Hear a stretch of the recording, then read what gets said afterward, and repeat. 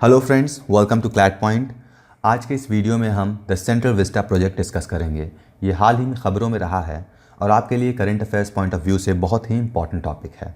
So let's proceed further and see आज के इस टॉपिक के अंडर में क्या क्या टॉपिक्स हम डिस्कस करने वाले हैं। सबसे पहले हम द सेंट्रल विस्टा प्रोजेक्ट के बारे में डिस्कस करेंगे, उसका इंट्रोडक्शन देखेंगे and will see what are the features of this project.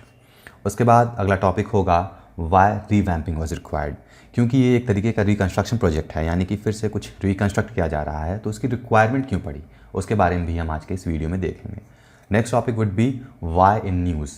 ये जो द सेंट्रल विस्टा प्रोजेक्ट है ये कोई नया प्रोजेक्ट नहीं है, लेकिन फिर भी ये हाल ही में खबरों में क्यों रहा इसके बारे में भी हम आज के इसी वीडियो में जानेंगे। अगला टॉपिक होगा details of the ground involve in the cases.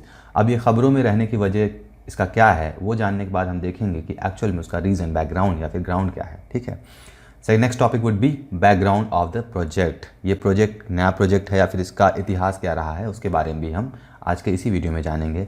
And finally will see about Lok Sabha and Rajya Sabha. इसको मैं बहुत ही ब्रीफली आपको बताऊंगा, बहुत डिटेल में नहीं जाऊंगा, सिर्फ इंट्रोड्यूस करूंगा और इससे कुछ इंपॉर्टेंट फीचर्स बताऊंगा। Okay, so before moving further into video let me tell you about the CLAT 2021 programme. It is an GK booster programme जो कि आपको सिर्फ 9,999 रुपीज़ में मिल रहा है। इसमें ये आपको CLAT and law entrance test के लिए बेनिफिशियल है। ये आपके नए पैटर्न्स पे बेस्ड होगा। ठीक है, जो भी नया पैटर्न क्लैट एग्जाम का है उसी पैटर्न पे टोटली बेस्ड होगा। इसमें जो स्पेशल फीचर आपको मिलने वाला है वो है 150 to 200 topic wise current affairs video, और साथ में आपको PDF भी प्रोवाइड किया जाएगा ताकि आप बाद में उसको रिवाइज कर सके। And the most important thing you will get personal mentorship. ये सबसे इंपॉर्टेंट पॉइंट होता है किसी भी स्टूडेंट के लिए, अगर किसी एग्जाम के लिए प्रिपरेशन कर रहा है तो उसका पर्सनल मेंटरशिप बहुत ही ज़रूरी है। और आगे ज़्यादा इन्फॉर्मेशन के लिए आप हमें ईमेल कर सकते हैं clat121@gmail.com। ये हमारा ईमेल ID है, आप इसमें ईमेल करके बाकी की सारी इन्फॉर्मेशन ले सकते हैं। Okay, so let's start the topic and see what is this the Central Vista project. तो ये प्रोजेक्ट का जो एम है, सबसे पहले तो हम एम जान लेते हैं ये प्रोजेक्ट एक्चुअली में है क्या। और इसको प्राइम मिनिस्टर्स का ड्रीम प्रोजेक्ट भी कहा जाता है। ड्रीम प्रोजेक्ट मतलब हमारे प्रधानमंत्री नरेंद्र मोदी, उनका ये एक तरीके का ड्रीम प्रोजेक्ट है। अब ये प्रोजेक्ट क्या है, तो ये प्रोजेक्ट ये ऐसा है कि ल्यूटेंस दिल्ली में 86 एकर्स ऑफ लैंड है, उसको रिनोवेट और रीडेवलप करना है। ल्यूटेंस दिल्ली क्या है, आप अगर ल्यूटेंस दिल्ली नहीं जानते हैं तो जैसे पार्लियामेंट है, हमारा प्रेसिडेंट हाउस है, कुछ भी है, जितना भी हमारा सेंट्रल एडमिनिस्ट्रेटिव बिल्डिंग्स हैं वो ल्यूटेंस दिल्ली में है। तो उसी एरिया को, जो एरिया है 86 एकड़ ऑफ लैंड है, उसको रेनोवेट करना है और उसको रीडेवलप मतलब रिकन्स्ट्रक्ट, नए बिल्डिंग्स बनाने हैं और कुछ बिल्डिंग्स को रेनोवेट करना है। यही प्रोजेक्ट है पूरा सेंट्रल विस्टा प्रोजेक्ट। ठीक है, अब यहाँ पर क्या क्या स्ट्रक्चर है, यहाँ पर जैसे पार्लियामेंट हाउस है, मैंने अभी बताया, राष्ट्रपति भवन है, इंडिया गेट है, नॉर्थ ब्लॉक है, साउथ ब्लॉक है, ये सब इस एरिया में लाई करते हैं और इन्हीं को रीडेवलप करना है और कुछ बिल्डिंग्स को रेनोवेट करना है। ठीक है, तो सबसे पहले ये प्रोजेक्ट अनाउंस हुआ था September 13, 2009। किसके द्वारा? Ministry of housing and urban affairs. इस मिनिस्ट्री के through the Central Vista project 13 सितंबर 2009 को अनाउंस हुआ था, 2019 में अनाउंस हुआ था। Okay, moving further will see the triangular parliament. तो जो नया पार्लियामेंट है या फिर इस पूरे प्रोजेक्ट का जो टारगेट है या फिर सिटिंग कैपेसिटी है, कुछ फीचर्स हैं यहाँ पर, हम फीचर्स के बारे में जानेंगे। तो जो नया पार्लियामेंट बनेगा उसकी सीटिंग कैपेसिटी 900 to 1200 MPs होगा, मतलब इसमें 900 से 1200 मेंबर ऑफ पार्लियामेंट्स बैठ सकते हैं एक बार में। जो टारगेट है ये है अगस्त 2022 का।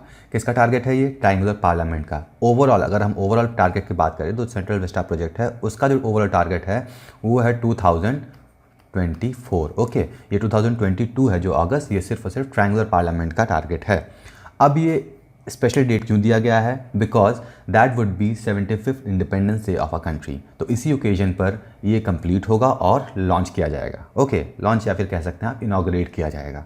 और जो एरिया इन्वॉल्व है, एरिया है 64,000 स्क्वायर किलोमीटर का एरिया है। इसी एरिया में सारा कंस्ट्रक्शन बनेगा, सारा कंस्ट्रक्शन होगा, जिसमें से प्लॉट नंबर 118 है, उसमें पार्लियामेंट हाउस बनने वाला है। ठीक है, अगर हम बात करें features of this full project, पूरे प्रोजेक्ट से अगर अलग अलग फीचर्स की हम बात करें तो उसमें क्या क्या हो सकता है। सबसे पहला पॉइंट जो है, ये अर्थक्वेक रेजिस्टेंस बिल्डिंग्स बनेंगी। जो भी पार्लियामेंट बनने वाली है वो अर्थक्वेक रेजिस्टेंस होगा। जैसा कि आप जानते हैं दिल्ली में अक्सर आप हल्का फुल्का, अगर आप दिल्ली में रहते हैं तो आपने खुद ऑब्जर्व किया होगा, हल्का फुल्का अर्थक्वेक यहाँ पर आता ही रहता है। अगर आप दिल्ली में नहीं रहते हैं फिर भी न्यूज़ में अक्सर आते हैं कि दिल्ली में इतने रिक्टर का अर्थक्वेक आया। इसीलिए जो नया प्रोजेक्ट बन रहा है वो अर्थक्वेक रेजिस्टेंस बनाना बहुत ही ज़रूरी है। अगर हम बात करें कॉस्ट की तो इसका एस्टिमेटेड कॉस्ट है 971 करोड़। अब ये फिक्स नहीं है, लेकिन ये 9,000 to 1,000 करोड़ जाएगा, ठीक है, क्योंकि अलग अलग न्यूज़पेपर में अलग अलग सोर्सेज में ये कॉस्ट वेरी करता है। बात करें अगर हम हाइट की, तो कोई भी जो नई बिल्डिंग बनेगी वो इंडिया गेट के हाइट से ज़्यादा नहीं होगा। क्यों नहीं होगा? बिकॉज इंडिया गेट इज़ अपने आप में ही एक सिंबल है नेशनलिज्म का, इसलिए इससे ऊंची कोई बिल्डिंग वहाँ पर नहीं बनेगी। जो एमपीज़ के लिए नए कॉम्प्लेक्सेस बनेंगे, ठीक है। एमपीज़ कौन है? Member of parliament. तो अभी एग्जिस्टिंग में जो है, एग्जिस्टिंग में श्रम शक्ति भवन है, तो इसके साथ एक नया कॉम्प्लेक्स बनेगा एमपीज़ के लिए। और जो नॉर्थ और साउथ ब्लॉक्स में हैं उनको कन्वर्ट किया जाएगा म्यूज़ियम में। तो नॉर्थ एंड साउथ ब्लॉक्स में जो भी बिल्डिंग्स अभी एग्जिस्टेंस में हैं उन बिल्डिंग्स को म्यूज़ियम में कन्वर्ट कर दिया जाएगा, ठीक है। और जो आर्किटेक्चर है, आर्किटेक्चर यानी कि जो डिज़ाइन, जो भी डिज़ाइन कहते हैं ना, आर्किटेक्चर बनाते हैं, डिज़ाइन आपके घरों का या फिर किसी भी बिल्डिंग का बनाना है तो आर्किटेक्चर ही डिज़ाइन करते हैं। तो पूरी तरीके से इंडिजिनस होगा, यानी कि इंडियन स्टाइल में, यानी या फिर आप कह सकते हैं इंडिया के लोगों द्वारा ही ये डिज़ाइन किया रहेगा, ठीक है। और बिल्डिंग जो डिमोलिश होनी है, यानी कि जिस बिल्डिंग को गिराया जाना है या फिर रिकन्स्ट्रक्ट किया जाता है पूरी तरीके से, उनमें आता है निर्माण भवन और विज्ञान भवन। ये दो बिल्डिंग हैं, इनके अलावा और भी बिल्डिंग्स हैं, लेकिन ये इंपॉर्टेंट दो बिल्डिंग है जिनको डिमोलिश करके नया बिल्डिंग बनाया जाएगा। Okay, now moving further and seeing revamping major reasons. अब ये रिवैम्पिंग की रिक्वायरमेंट क्यों है? देखिए, रिवैम्पिंग का एक रीज़न नहीं है, बहुत सारे रीज़न हैं, लेकिन यहाँ पर इंपॉर्टेंट 3 रीज़न मैं आपको बता दे रहा हूँ। पहला बताया गया है इनएडिक्वेट इंफ्रास्ट्रक्चर, यानी कि जितने लोग हैं वहाँ पर, जैसे मान लीजिए एमपी एमएलए जो भी होते हैं, मान लीजिए अगर हम राज्यसभा लोकसभा के मेंबर्स की बात करें तो लगभग ये आपका 800 मेंबर्स तो आ ही जाते हैं। फिर भी ये थोड़ा इनएडिक्वेट होता है, कम पड़ता है इनके लिए, इसीलिए जो नया स्ट्रक्चर बनाया जा रहा है उसमें हमने देखा ना, जो सीटिंग कैपेसिटी होगी 900 टू 1200 कैपेसिटी होगी पूरे पार्लियामेंट में, तो ये कमी पड़ती है इंफ्रास्ट्रक्चर की, इसीलिए एक नया कंस्ट्रक्शन किया जाना है। अगला है स्ट्रक्चरल लाइव्स। तो कुछ बिल्डिंग्स ऐसी हैं जो कि बहुत पुरानी हो चुकी हैं, तो बहुत पुरानी होने की वजह से क्या होती हैं, वो बिल्डिंग कभी भी गिर सकते हैं, जैसे अर्थक्वेक तो यहाँ आता ही रहता है, तो ख़तरनाक हो सकता है, जो भी मेंबर्स उन बिल्डिंग्स में होंगे उनके लिए डेंजरस हो सकता है, इसीलिए रिवैम्पिंग करना बहुत ही ज़रूरी था। अगला है इंटर डिपार्टमेंटल कोऑर्डिनेशन। तो अभी क्या है, सेंट्रल ऑफिसेज और जो स्टेट ऑफिसेज आप कह सकते हैं बहुत दूर दूर लोकेटेड है। मान लीजिए एक बड़ा सा एरिया है, अगर हम यहाँ पर इसको एग्जांपल लें तो कोई सेंट्रल ऑफिस एक यहाँ पर है तो एक यहाँ पर है, एक इस कोने में तो इस कोने में है। अगर किसी को इन चारों से काम हो तो वो चारों डिपार्टमेंट उसको घूमना पड़ेगा। इससे क्या होता है, टाइम ज़्यादा कंज्यूम होता है, प्रोसेस जो होगा, गवर्नेंस का प्रोसेस जो होता है वो स्लो हो जाता है। तो गवर्नेंस के प्रोसेस को बढ़ाने के लिए या फिर स्पीड को बढ़ाने के लिए ये प्रोसेस जो रिवैम्पिंग है ये बहुत ही ज़रूरी था। इसके अलावा क्या रीजंस दिए गए हैं? इसके अलावा रीजंस दिए गए हैं जैसे कि एम्प्लॉयमेंट जनरेट करेगा।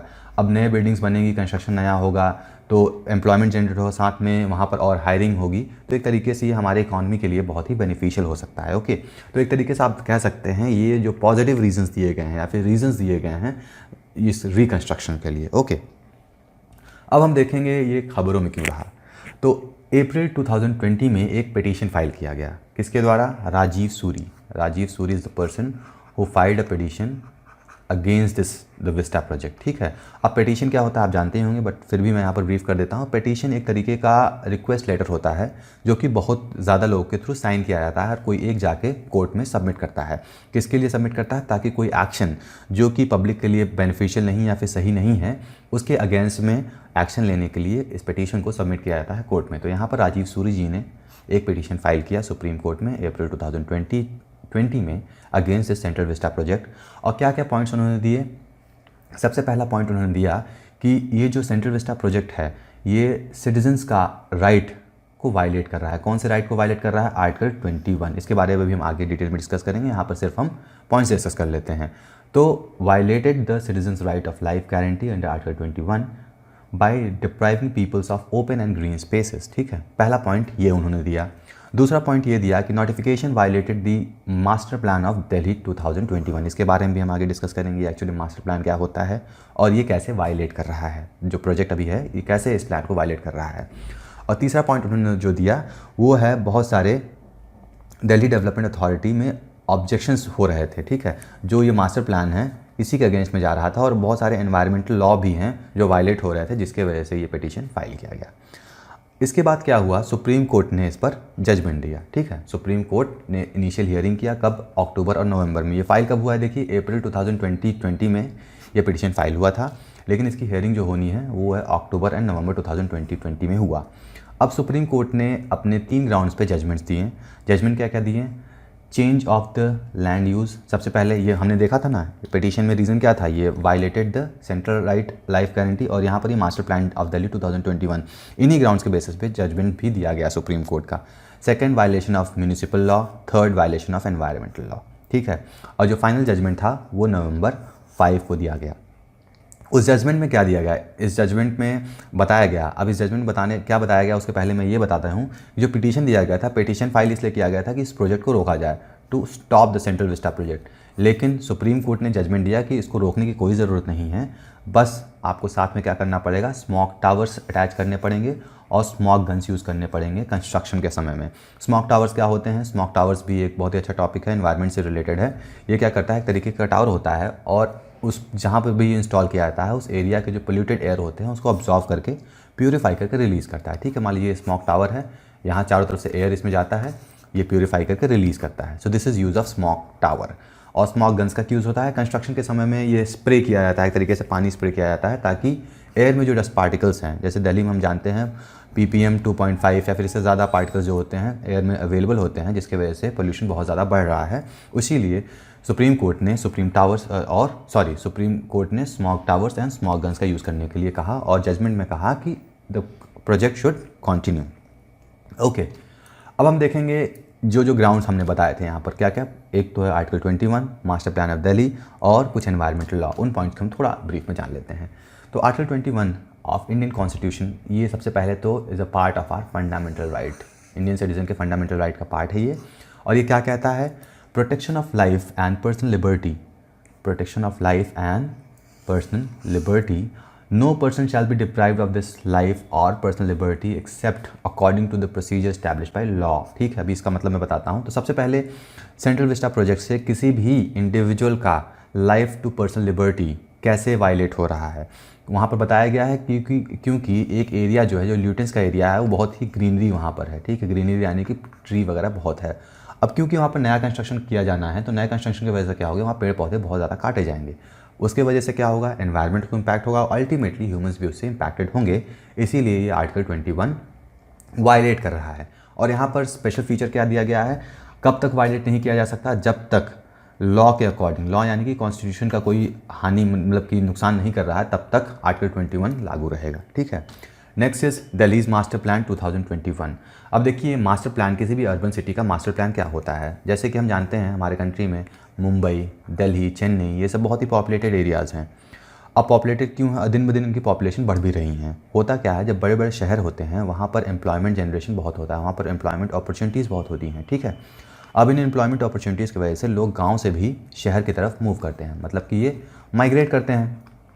अब इस माइग्रेशन की वजह से क्या होता है, जो पॉपुलेशन है सिटीज़ की या फिर अर्बन एरियाज़ की बढ़ जाती है, लेकिन जो एरिया है वो तो लिमिटेड ही है। मान लीजिए 100 एकड़ का कहीं ज़मीन है, वहाँ पर पहले भी 1000 लोग रह रहे थे और वहाँ पर 1000 लोग और आ जाते हैं, तो ये लैंड एरिया तो फिक्स रहेगा, लैंड तो बढ़ेगा नहीं, लेकिन कंजेशन यहाँ पर बढ़ जाएगा। इसीलिए मास्टर प्लान बनाया जाता है सिटीज़ का, ताकि उस लैंड का प्रॉपर यूज़ किया जा सके। ठीक है, इसी तरीके से दिल्ली में भी मास्टर प्लान 2021 बनाया गया। इसके पहले अभी तक दिल्ली में 2 मास्टर प्लान बनाए जा चुके हैं। पहला था 1962 में, दूसरा मास्टर प्लान बना था 1982 में। ठीक है, ये 2 मास्टर प्लान था, और जो तीसरा अभी बना है वो है 2021 में। अब ये बना क्यों है, ये सिर्फ और सिर्फ डेवलपमेंट एंड बिल्डिंग एक्टिविटीज़ इन दिल्ली, मतलब ताकि जो डेवलपमेंट हो रहा है और बिल्डिंग एक्टिविटीज़ जो भी दिल्ली में हो रहा है उसके लिए अच्छे से इम्प्लीमेंटेशन किया जा सके, उसके लिए रेगुलेशन लाया जा सके। इसके अलावा भी बहुत सारे टॉपिक है, लेकिन वो हमारे एग्जाम पॉइंट ऑफ व्यू से बहुत रेलेवेंट नहीं है, इसलिए यहाँ पर मैं बहुत डिटेल में नहीं बता रहा हूँ। Fine, moving further, environmental laws. तो बहुत सारे एनवायरमेंटल लॉज इंडिया में है, जैसे National Green Tribunal Act 2010, the National Prevention of Control of Pollution Act 1981, the Water Prevention and Control of Pollution Act 1974, Environmental Protection Act 1986, hazardous waste management regulation etcetera. इसके अलावा बहुत सारे laws हैं, तो इन्हीं में से कुछ लॉज को ये जो सेंट्रल विस्टा प्रोजेक्ट है वायलेट कर रहा था, जिसके वजह से वो पिटीशन फाइल किया गया था। अब यहाँ पर हम इन सारे लॉज को डिस्कस नहीं करेंगे क्योंकि ये वीडियो बहुत लंबा हो जाएगा। Although if you want we can discuss each and every law separately. Please write down in comment box if you want us to make video on these topics. Okay, moving further, history जानते हैं आप, इतिहास जानते हैं आप, ये क्या है। तो सबसे पहले इसके पीछे सबसे पहले हमें कहानी जान लेते हैं। कहानी क्या, छोटा सा एक पॉइंट ही है। तो दिसंबर 12, 1911 में क्या हुआ था, किंग जॉर्ज 5 हैं, किंग जॉर्ज 5 ब्रिटिश के ये राजा थे उस समय, किंग जॉर्ज 5, इनका कोरोनेशन होना था as an emperor of India. जैसे ही इनका कोरोनेशन हुआ एज एम्परर ऑफ इंडिया, इसी डेट को इनका कोरोनेशन हुआ था, मतलब कि इनको राजगद्दी दे दी गई थी इंडिया की एज ए एम्परर। तो इन्होंने जो कोलकाता में उस समय का गवर्नमेंट सीट था, कोलकाता में गवर्नमेंट सीट था, उसको ट्रांसफ़र किया इन्होंने दिल्ली में। दिल्ली क्या था? एंशिएंट इंडिया कैपिटल था। एंशिएंट टाइम में अगर हम जाएँ, दिल्ली ही इंडिया का कैपिटल रहा है। लेकिन अंग्रेज़ों के समय में कोलकाता उनकी एक इंपॉर्टेंट प्रेसिडेंसी थी, और किंग जो जॉर्ज 5 थे, इनके कोरोनेशन के बाद इन्होंने जो राजधानी थी कोलकाता से दिल्ली शिफ्ट करने का ऑर्डर दिया। ठीक है, उसके बाद क्या हुआ, यहाँ पर अब ऑर्डर तो दे दिया गया। ऑर्डर देने के बाद यहाँ पर दिल्ली तो रिकन्स्ट्रक्ट करना पड़ेगा ना। जैसे अगर दिल्ली कोई सिटी है, कोई बहुत दिन से ध्यान नहीं दिया गया, उस सिटी को रिकन्स्ट्रक्ट करना पड़ेगा। तो उसके लिए 2 आर्किटेक्चर आए, एडविन ल्यूटेंस और हर्बर्ट बेकर्स। इन दोनों ने मिलकर पूरे न्यू दिल्ली का रिकन्स्ट्रक्शन किया। ये प्रोजेक्ट चला था पूरा लगभग 20 साल तक। ठीक है, उसके बाद 1931 में, जैसे कि 1911 में इन्होंने ऑर्डर दिया, प्रोजेक्ट चला 20 साल तक। फिर 1931 में ये पूरा जो हमारा सेंट्रल एडमिनिस्ट्रेटिव बॉडी है वो पूरा डिज़ाइन हुआ, जो भी फ़िलहाल में प्रेजेंट है। तो अगर हम बात करें करंट में जो पार्लियामेंट हाउस है, तो पार्लियामेंट हाउस को डिज़ाइन किया था Edwin Lutyens and Herbert Bakers ने। राष्ट्रपति भवन का डिज़ाइन सिर्फ एडविन ल्यूटेंस ने किया था। नॉर्थ एंड साउथ ब्लॉक का जो डिज़ाइन है वो हर्बर्ट बेकर्स ने किया था। इसीलिए जो एरिया है, जो एडमिनिस्ट्रेटिव ब्लॉक्स हैं दिल्ली में, उसका नाम ल्यूटेंस दिल्ली कहा जाता है, क्योंकि इनके जो आर्किटेक्ट थे वो ल्यूटेंस थे। फाइन, मूविंग फर्दर, हिस्ट्री तो हमारा कंप्लीट हो गया यहाँ पर। अब हम देखेंगे लोकसभा एंड राज्यसभा। ये आज का हमारा लास्ट टॉपिक है। तो लोकसभा राज्यसभा आप जानते ही हैं क्या होता है। ये हमारा पार्लियामेंट बिल्डिंग है एक तरीके का। पार्लियामेंट में हमारा एक लोअर हाउस होता है, एक अपर हाउस होता है। लोअर हाउस में कौन बैठते हैं? मेंबर्स इलेक्टेड बाय पीपल, जो एमएलए वगैरह होते हैं, मतलब कि जो इलेक्शंस होते हैं। मान लीजिए प्राइम मिनिस्टर का इलेक्शन हो रहा है। अब ये पॉलिटी है, बहुत डिटेल में यहाँ पर जाऊँगा तो फिर लंबी वीडियो हो जाएगी यहाँ पर, इसलिए मैं छोटा छोटा पॉइंट्स ही बता देता हूँ। जो लोकसभा के मेंबर्स होते हैं वो पीपल्स के थ्रू डायरेक्टली इलेक्टेड होते हैं। राज्यसभा में एमएलए इलेक्ट करते हैं। एमएलए कौन सा? Member of legislative assembly, states में होते हैं। ठीक है, एक तरीके का राज्यसभा जो होता है वो स्टेट रिप्रेजेंटेटिव होता है। हर स्टेट से कुछ लोग यहाँ पर आते हैं। लोकसभा का जो स्ट्रेंथ है वो 552 है, जिसमें से 2 मेंबर नॉमिनेटेड होते हैं। ठीक है, अभी फ़िलहाल में 545 मेंबर्स लोकसभा में प्रेजेंट हैं। वहीं राज्यसभा का स्ट्रेंथ 250 है, जिसमें से 12 मेंबर्स जो होते हैं प्रेसिडेंट के थ्रू डायरेक्टली नॉमिनेटेड होते हैं। फ़िलहाल में इसका सीट 245 मेंबर्स अभी राज्यसभा में है। टेन्योर जो होता है लोकसभा का 5 साल का होता है, लेकिन ये बीच में कभी भी डिसॉल्व किया जा सकता है, चाहे 5 साल कंप्लीट हुआ रहे या ना हुआ रहे। अगर कोई प्रॉब्लम अराइज होती है तो 5 साल के पहले ही लोकसभा डिसॉल्व कर दिया जाता है। इसके बहुत सारे एग्जाम्पल्स हैं, आप पॉलिटी में पढ़ सकते हैं। राज्यसभा का टेन्योर 6 ईयर्स होता है। ये परमानेंट होता है, उसको डिसॉल्व नहीं किया जा सकता विदा इसके टेन्योर के कंप्लीट हुए।